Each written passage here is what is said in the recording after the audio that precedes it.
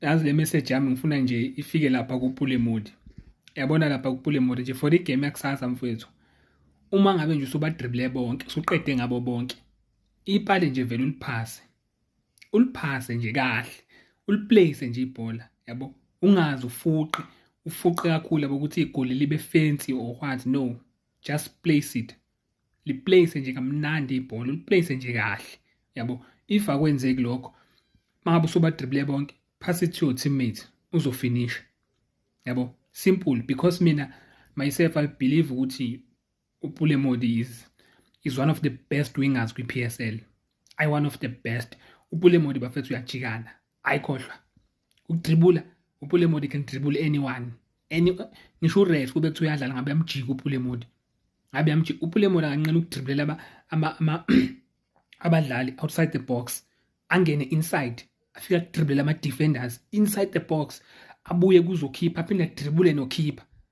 And then bese yageja, yabo. Bese yamisa ke. So ingakho ngisho ukuthi akaliplace, just place the ball. Ungalifuqi ngenkani, yabo. Ungalifuqi ngenkani ukuthi kube igoli elifancy, no. Just place the ball nje kahle, yabo. O i-assist.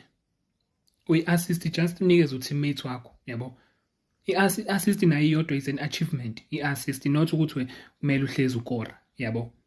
Mina nje myself I believe ukuthi uPule Mode is one of the best wingers kwi-PSL.